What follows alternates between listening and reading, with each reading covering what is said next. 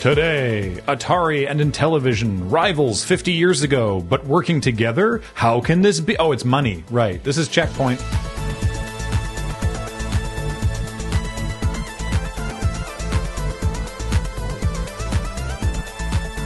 Welcome to CheckPoint, where this week we want to give a shout out to all our fellow British Columbians in the BC General Employees Union as their strike enters its 8th week. The BCGEU has spent the last 4 days in non-binding mediation with the provincial government, and since things seem to be at a stalemate, maybe we can suggest a solution. The government agrees to the BCGEU's proposed 8% raise over 2 years, and to cover any shortfall, the province does a collaboration with Sonic the Hedgehog. It's perfect! Sonic will collaborate with anyone these days, and half the province basically looks like Green Hill Zone. I'm sure they could even find lots of little forest creatures to fit into robot bodies.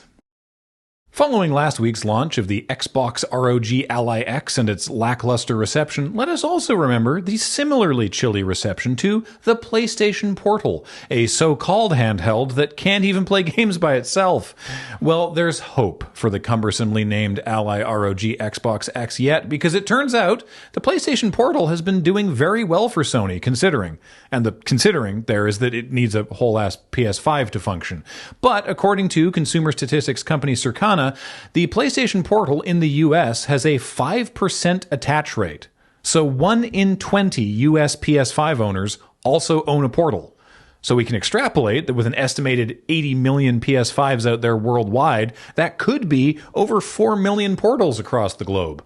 Not quite up to PSP or even PSP Vita numbers, but again, not bad when you have to already own a PS5. A stumbling block not just for Sony, but for developers as well. Capcom recently complained that specifically the high price of PS5s was affecting Monster Hunter sales, and just this week, Hoyoverse, makers of Genshin Impact and other waifu lottery simulators, have taken to begging their players to upgrade. Well, not really begging, they are asking very nicely if their PS4 players would please upgrade to PS5 because the game is now too powerful and they're going to wrap up PS4 support in April. But it seems like begging, because how often does a company feel like they have to ask their players to buy a whole new console? There must be some lifelong whales swimming around in the PS4. Maybe Hoyo can coax them all over by promising that all the characters with asymmetrical tights will finally take the second one off. Or put the first one back on. I don't know what these people want. TwitchCon 2025 happened this week. And while it would be cool if there were some new game revealed or exciting feature coming to the streaming service that we'd like to report on, you've probably already guessed that there's been another preventable disaster. Popular streamer Emiru was assaulted during her meet and greet event, and the more you learn about the situation, the more disappointing it gets. Emiru's story at TwitchCon 2025 really starts 2 years ago, when her preferred security guard was banned from the con because he held a fan that wouldn't stop following Emiru.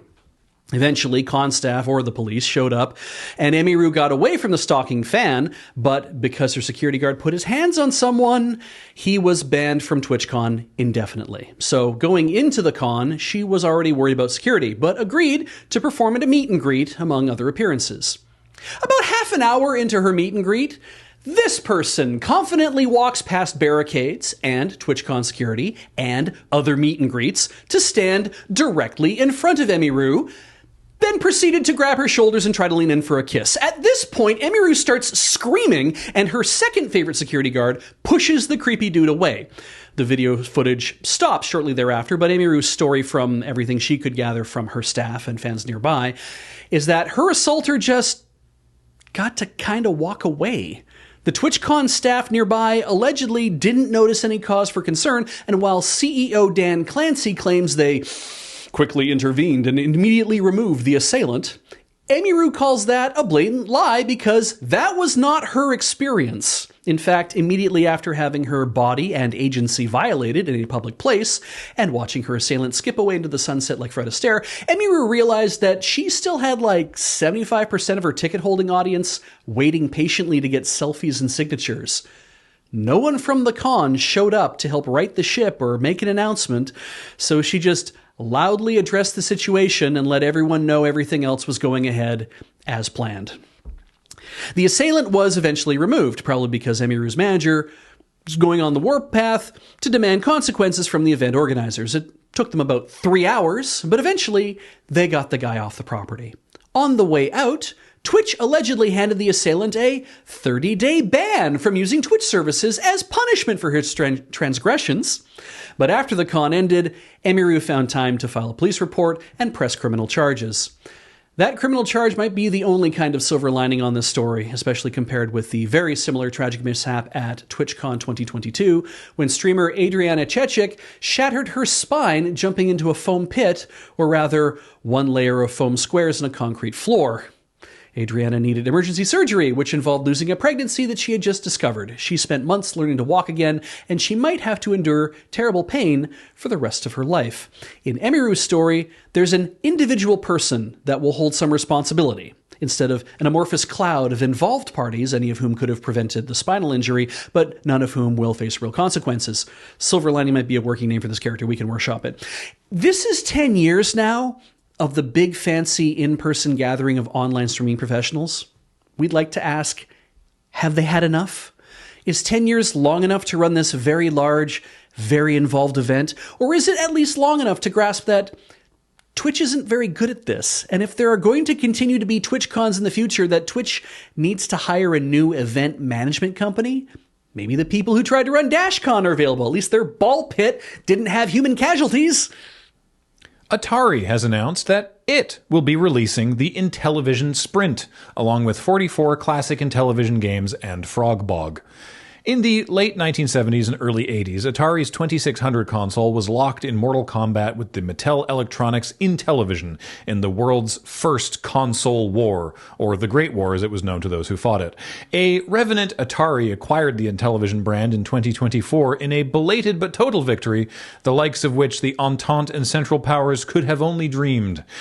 Honestly, the former belligerents turned collaborators gag is a lot less fun when you realize that Atari's advertising campaign for the Sprint is leaning heavily into this, especially since there is no continuity between either party. Is it strange that the third or fourth generation of Atari is the one re-releasing the Intellivision after 45 years? When you put it like that, yes, that is a strange thing for cosplayers to do. What's interesting is that a 45-year-old console can be reconstructed and reissued, along with a catalog of games, considering the rate at which content disappears from contemporary games and then is somehow completely lost. You're telling me I can play B-17 Bomber, but not the Eater of Worlds raid? Surely complexity is a huge factor here, but Bungie still exists, and Intellivision cartridges were rare finds in second-hand stores before the fall of the Soviet Union. So what's the catch? I suppose it's a bit expensive for a retro console at $149, but that's still $100 cheaper than the Intellivision's 1979 launch price of $259. After adjusting for inflation, it's a price drop of around $800. I'm certain this is scalable, and I expect Microsoft and Sony's responses to be on my desk by Monday. This price is still somewhat higher than Nintendo's reissue of the NES and SNES in the mid-2010s, but it's been 10 years, and frankly, any electronic device that isn't using millimeter wave radar to measure my taint's orientation and sell it to paramilitary police is remarkable. Last year, I paid $60 for a toaster. You know how many games I can play on my toaster? 2. One is called Don't Burn My Toast. It's the platform's killer app. The other game is Doom, and I've already beaten that on my vacuum cleaner, so it's old content. One can only hope the peace that follows this definitive end of the world's first console war lasts longer than other comparable wars from world history. This week, we're talking about game key cards. You know, Nintendo's solution for publishers who want to make a physical game so they don't alienate game collectors, but who also want to alienate the same game collectors after they buy the game. It's just a game key on a card, thus the clever name. Soon, Xbox will be publishing The Outer Worlds 2 on the Sony PlayStation 5, a game that weighs in at 77 gigabytes. And Xbox will be releasing a physical version of The Outer Worlds 2 for the PS5, which, as you know, uses Ultra HD Blu-ray discs that can hold up to 100 gigabytes. Again, we're talking about game key cards. Now, there is news from Does It Play, a physical video games and preservation database, that the physical PS5 release of Xbox's The Outer Worlds 2 only has 1.32 gigabytes of data on it, meaning that Xbox must have achieved remarkable data compression in order to fit 77 gigabytes into only one. Of course, they didn't. It's a game key disk. And I want to reiterate, we only learned this from Does It Play, which is an online database not affiliated with Sony or Xbox, because they were able to confirm it through an early released physical copy. We're talking about game key cards. So it must be easy to tell that the disc has no game on it, right? That it's only a key and it'll require you to download the game from the store? Absolutely. The clue you're looking for is a special banner published on the box art somewhere. I looked and looked, and the only place I could find an example of any PS5 box art with that banner was an eBay listing of Call of Duty Vanguard. You see the banner? Let's zoom in. And what does internet required actually mean here? Does it mean that in order to play the game you need constant internet access? Does it mean that you need to sign into an internet service first before you can play the game? Does it mean that there's loot boxes they're hoping to suck you into buying? Let's compare that to my copy of Yakuza 0 for the Switch 2. Where is its banner? Oh, here it is, covering the entire bottom of the box art. And check the fine print where it tells me, in 2 fucking official languages, 47 gigabyte download via internet required. And a URL, and a QR code, and a note on the back explaining the situation to my dumbass further. Because, of course, we're talking about game key cards. Because despite being an empty slice of plastic, and despite being a polyp on the collections of physical collectors everywhere, I will say this.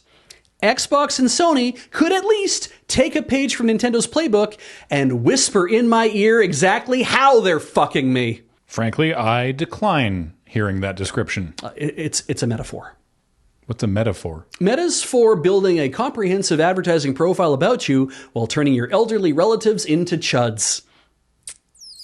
It's not really a joke, is it? Nope.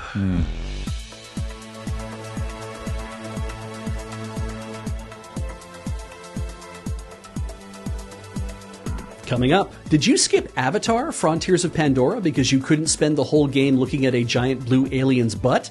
Good news! Coming in December, it's getting an update to enable third-person mode as well as New Game Plus. And I think we all know what the plus is. What's the plus? I think it implies that the blue alien's buttholes are shaped like a plus. Oh, okay. You know, like how in manga they draw an X for a cat's butt. Right. That's just what the Na'vi look like. Yeah. Oh, okay. Yeah. Does that mean that they take plus-shaped poops? Yeah, it's like a Play-Doh fun factor. Okay, great, good. Is their poop also blue? Well, Maybe it probably depends on what they eat. I guess that's fair. Yeah. Maybe it glows. The Na'vi have glowing poops. Yeah. Cameron wrote the Atari Intellivision story, as you may have noticed. Yeah. Nelson wrote the story about TwitchCon. Nelson wrote the story about TwitchCon. And Beach and I wrote the other stories that we read. I appreciate Nelson's, what's the word I'm looking for? I've completely lost the word. Something he could have done and chose not to. Oh, almost like restraint. Restraint, thank you. Good. His restraint to not include a photograph of Twitch CEO Dan Clancy. Who... And I'm saying this because it is how he chooses to present himself, dresses like a very odd man. Oh. Have you ever seen a photo of Dan Clancy? No, I don't think I have. Okay, he dresses like he's on vacation. Oh. All the time. Okay. Right? Like a straw hat and like short-sleeved button-up Hawaiian shirts and like sandals. He was walking around TwitchCon with a giant like gold chain that with the Roblox logo on it, which is a unusual choice. Yeah, I would say that's not a great idea for anyone over the age of 10 to be wearing. No. That was what he was wearing at TwitchCon while walking around, was the giant Roblox chain. And just sort of like wild, long white hair. Okay. And he looks like someone that like... got rich from founding Apple back in the 70s and then decided to take all of his money and go do something else. I don't know. If I was filming a movie and there was a scene at Margaritaville, I'd be like, you are an extra that will blend into the background in this space. I see. Terrifying. It's just so odd that he's the CEO of Twitch. Yeah. Which is ostensibly a very like cutting edge technology company. And weirdly though, I feel like so much of that story is now being filled in for me. Huh. Yeah. I mean, I don't want to judge a person exactly on how they dress all the time, but then again, you've seen how I dress, and I think people have a pretty good idea of what I'm like. Yeah, again, I stress, these are choices he's making, I'm not judging him on... He doesn't have a costumer. Yeah, I'm not judging him on things that are like genetics or that he can't control. No. He chooses all of that, and I guess sure. It's a party, so it should always be a party. Yeah. My one addition to Cameron's Intellivision story was to go from mentioning 45 games to 44 classic Intellivision games and Frogbog. And I had to look at the list and pick one. There's a couple of them I recognize the names of. And I was like, well, it can't be any of those. Yeah. So I just wanted to pick one that I didn't recognize. And I was like, Frogbog. Is so good. Yeah. What a lovely name. I don't actually know. It might be like a Frogger alike, but I didn't actually check. I just saw the box art and was like, yep, that's it. We talk an awful lot about the Atari VCS, later the Atari 2600, and we talk a bit about Mattel Electronics Intellivision, but yet no love for the ColecoVision. Well, that's because Tommy Tallarico's he's still trying to do that whole thing. No, remember? the Intellivision wasn't it like the Intellivision Amico? That was that's the ColecoVision, isn't it? I don't think it is. Was it? Is this a different... I thought the Amico died or was spun off, and they ended up selling the Intellivision. You know what? I don't know what's going on with how the Intellivision got acquired by Atari. I don't know either. We missed that story, maybe. No. An Atari 2600 conversion was released later that year as Frogs and Flies. In both games, each player controls a frog sitting on a lily pad attempting to eat more flies than the other. Frogbog is similar to the 1978 Sega Gremlin arcade game Frogs. I love the early days of video games. It was like, it's called Frogs, and you sit here and you try to catch flies. And what do you mean? And that's a video game. We've made a whole video game. That's it. It's just frogs. Frogs. Yeah. Also, the reason this isn't open yet, this is still factory sealed. Well, I mean, why open it? Yeah, why open it? There's nothing in there. Yeah, exactly. People will be like, well, Beej, if you have such a bug up your ass about game key cards, why would you be holding one in your hand right now? And it says, the answer is, I want to play Yakuza 0 Director's Cut. I am currently stuck in Silk Song, so this will be opened in probably a few months by the time I manage to get my ass through all the fighting in Silk Song. But why do you have the game key card version when you could have just bought the digital version and saved yourself some hassle? Well, that's because Videogames Plus... in lovely Quebec, wherever it is located, I'm not sure exactly. They were selling this $5 cheaper than the digital version. So I mean, I guess. So I got it on sale. I guess. If you want to keep supporting Beej's video gaming habits, or anyone else's continued livelihood, of which that is part. Entertainment is important. You can support us here at Loading Ready Run at our Patreon, patreon.com/loadingreadyrun, or by becoming a member on this YouTube channel. Member shoutouts to this channel forthcoming. Do check out the store at store.loadingreadyrun.com as well. We appreciate any time that you guys support us, including just spreading the name around to the rest of the world. Any chance that people are still here watching and aren't aware of this yet, this Saturday, so 2 days from now, we have a very special streaming event. We have the Riftbound pre-release event on Saturday at noon Pacific. This is an early access, in-person play event that we're hosting here for the new Riot Games tabletop trading card game called Riftbound. This is Riftbound Origins. This is their launch of the game. The game director, Dave Guskin, is going to be here with us in the studio teaching us and you how to play. I've played. It's fun. You should check it out. And really hope that you tune in for Riftbound. And thank you to Riot Games for sponsoring that entire event. Yeah. Not this show, though. No. All right. Bye, everybody.